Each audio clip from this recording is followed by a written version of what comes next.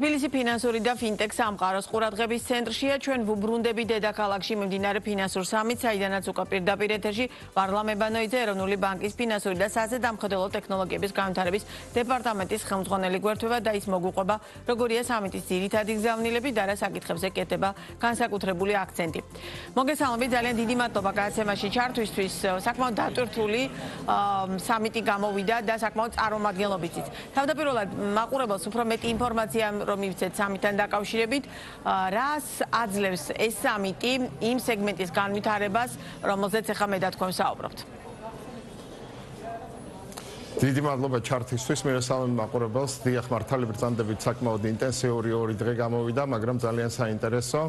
კონკრეტული შედეგების თვალსაზრისით ეს საქართველოს აძლევს პოზიციონირებას, როგორც არამარტო შუა დერეფნის ვაჭრობის ჰაბის საშუალებას, არამედ უკვე მკვიდრდება ახალი ტერმინი, როგორც არის ფინანსური დერეფანი.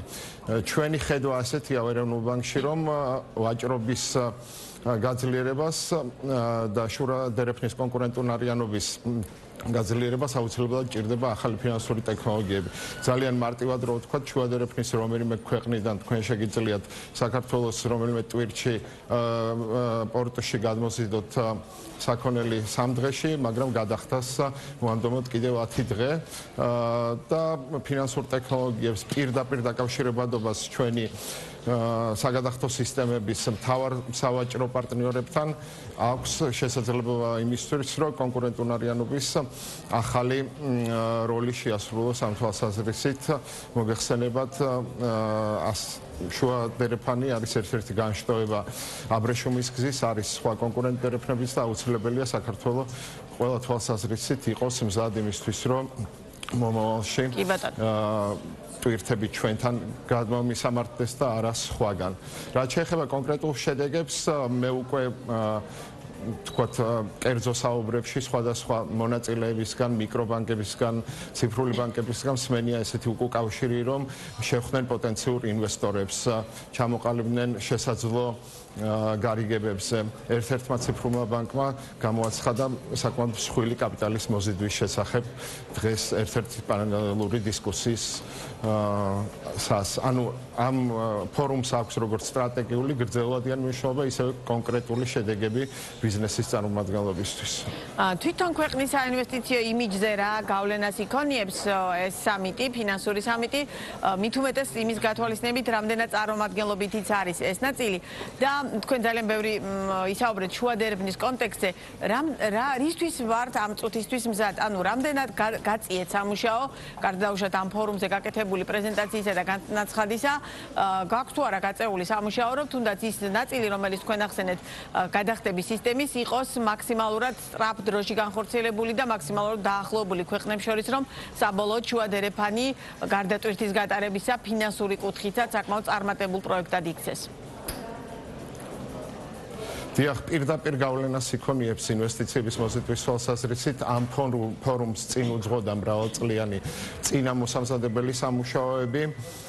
ჩვენ ველაპარაკებით შუა დერეფანში ჩვენს მთავარ სავაჭრო პარტნიორებს ინტეროპერაბელურობაზე, ტექნიკურად ერთმანეთის სისტემების ესეთი ტერმინი არსებობს, როდესაც ორ სისტემა შუამავლის გარეშე ერთმანეთის ესმის, მაგრამ მხოლოდ ტექნიკური სტანდარტების მიხედვით დაახლოება არ არის საკმარისი პირობა, როგორც მსოფლიო გამოცდილება მაჩვენა იმისთვის, რომ ინტეგრირებული იყვნენ ერთმანეთთან ფინანსური სისტემები, აუცილებელია ასევე ეგრეთ წოდებული რეგულაციური ინტეროპერაბელურობა, რაც იმას ნიშნავს, რომ რეგულატორები ერთმანეთთან ჰარმონიულად აწესრიგებენ გარკვეულ საკითხებს და ამისთვის აუცილებელი არის დიალოგი და ეს არის პირველი შემთხვევა, როდესაც ამ საკითხებზე შუა დერეფანში ამ კონტექსტში მიმდინარეობს დიალოგი. ამიტომაც ჩვენი მესიჯი ინვესტორის მიმართ, ვინც ამ რეგიონით ინტერესდება პოტენციურად არის ის, რომ არა ინვესტიცია გააკეთოს 5 მილიონიან ბაზარზე საქართველოში, სადაც ფინანსური სექტორი უკვე გაძლიერებული და საკმაოდ კონცენტრირებული კონცენტრირებული არის, არამედ საქართველოსთან კონდეს შესაძლებლობა დაფაროს ცენტრალური აზიის 200 მილიონიანი ბაზარი. კიდევ ერთი კონკურენტული შეპარადებითი უპირატესობა, რაც ჩვენ გვაქვს სხვა ქვეყნებთან შედარებით შუადერფანში, არის ის, რომ ჩვენ ბუნებრივად ვართ ხიდი ევროკავშირსა და დანარჩენ ცენტრალურ აზიას შორის. ჩვენი ფინანსური სექტორი წლების განმავლობაში ჰარმონიზირებული ხდება ევროკავშირის ფინანსურ სექტორთან, ჰარმონიზაცია მიმდინარეობს ფინანსურ ინფრასტრუქტურასთან, რაც ნიშნავს იმას, რომ ინვესტორს როდესაც ექნება გადაწყვეტილების მიღების დრო, ის გადაწყვეტილებას მიიღებს იმ ქვეყნის სასარგებლოდ ინვესტიციის შესახებ ფინანსურ სექტორში, რომელიც რაც შეიძლება მეტად ინტეგრირებული არის მეზობლებთან, რომლიდანაც სხვა ქვეყნებთან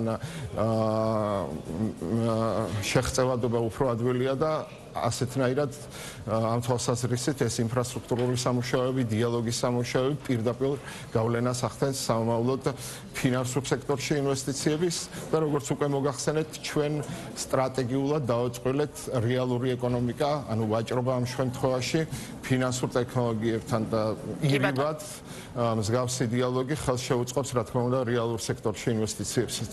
აქ თუ არა ძალიან დიდი სურვილი გვაქვს, ბუნებრივია, რომ იგივე ფინანსური ტექნოლოგიების მიმართულებით თქვენთანაც ახსენეთ ეს ნაწილი, რომ ერთგვარი ჰაბის ფუნქცია შევასრულოთ და საქართველოს არ უყურებდნენ მხოლოდ როგორც დავუშვათ რამდენიმე მილიონიან ბაზარს, არამედ ჩვენი საშუალებით შეეძლოთ რეალურად რეგიონზე და უფრო მასშტაბურად გასვლა. რამდენად რეალურად შეგვიძლია ამის განხორციელება სიტყვიდან საქმეზე გადასვლა, რამდენად სწრაფად შესაძლებელია და რამდენად მზად ვართ როგორც სახელმწიფო, ისე კერძო სექტორი, აქ ძალიან მნიშვნელობა ექნება თავად კერძო სექტორის აქტიურობას ამ ნაწილში, რამდენად მზად არის ფინტეკ ინდუსტრია, რომ აი ეს ყველაფერი მოიცვას და რეალურად მართლა გავხდეთ ჰაბი და არ იყოს მხოლოდ სიტყვები. კი ბატონო, მადლობა კითხვისთვის. ორ კონკრეტულ მაგალითს გეტყვით, ამასთან დაკავშირებით, რაც უკვე განხორციელებულია. პირველი მაგალითად ჩვენ გვყავს ერთ-ერთი ციფრული ბანკი, რომელიც სინგაპურიდან მოსული ჯგუფი არის და ეს ციფრული ბანკი ჩვენს მიერ ლიცენზირებული, მაგრამ კლიენტური სეგმენტი არის 90%-ით მთელ მსოფლიოზე მოდებული. ბლოკჩეინზე დაყრდნობით პროგრამებულ ბანკს აშენებენ. ანუ ეს ნიშნავს იმას, რომ საქართველოსთან უკვე გვყავს პრეცედენტი ფინანსურ სექტორში, სადაც ფარავთ კლიენტური სეგმენტს, რომელიც არის საქართველოს მიღმა და საქართველოს გარეთ საბანკო სივრცეში. მეორე კონკრეტული მაგალითი, რისთვისაც ინფრასტრუქტურულად უკვე მზად ვართ, არის ღია ბანკინგი. ღია ბანკინგი მზად არის იმისთვის, რომ ქვეყანათა შორის გავიტანოთ და პირველ რიგში ჩვენ სავაჭრო პარტნიორებთან. ჩვენ გვაქვს ეგრეთ წოდებული ერთ-ერთი API, რაც ნიშნავს ინფორმაციის უსაფრთხოდ გადაგზავნას ერთი ბანკიდან მეორე ფინანსურ ინსტიტუტში. როდესაც კლიენტს ანგარიშს უხსნის რომელიმე ფინანსური ინსტიტუტი, აუცილებელი არის ეგრეთ წოდებული KYC-ის პროცესის გავლა, ანუ აუცილებელი დოკუმენტების შემოწმება. როგორც წესი, ეს დაკავშირებული არის ხოლმე ქაღალდომანიასთან და გარკვეული საბუთების მიტანასთან. ჩვენ ეხლა ადგილობრივად ქართულ ბაზარზე ნერგილი გვაქვს პროცესი, როდესაც თუ კლიენტის თანხმობა არ შევცებობს, მაშინ A ბანკი, რომელსაც კლიენტი უკვე ყავს თავის მონაცემთა ბაზაში, გადასცემს დაცული კავშირით B მოთამაშეს, B ბანკს ან ფინტექს, ამ კლიენტის შესახებ ინფორმაციას და მას არ ჭირდება დამატებით დოკუმენტაციის მიტანა. და ეს რეალურად მუშაობს, ეს მაგალითი უკვე ქართულ ფინანსურ სექტორში. ახლა წარმოიდგინეთ სიტუაცია, როდესაც ყაზახი დილერი, რომელიც რეექსპორტს აკეთებს მანქანებისას ფოთიდან ყაზახეთში, მას აუცილებლად ჭირდება გადარიცხვებისთვის და საბანკო საქმიანობისთვის რაღაც ანგარიში ჰქონდეს საქართველოში, ხო?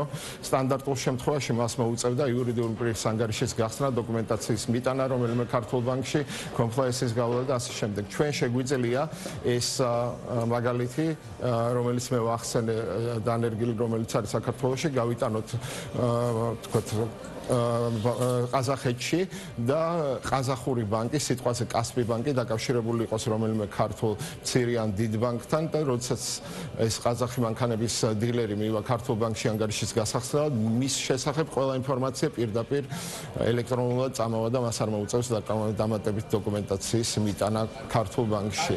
შესაბამისად, ვაჭრობის დაფინანსება, ანგარიშების მომსახურება გასილებით უფრო გაიველდება ამ თვალსაზრისით, რაც ნებისმიერ მიერ რეალური ეკონომიკის ტრანზაქციას ჭირდება. არ არსებობს არც ერთი ვაჭრობის ტრანზაქცია, არც ერთი რეალურ ეკონომიკასთან დაკავშირებული ტრანზაქცია, რომელიც არ მთავრდება ფინანსური ტრანზაქციით.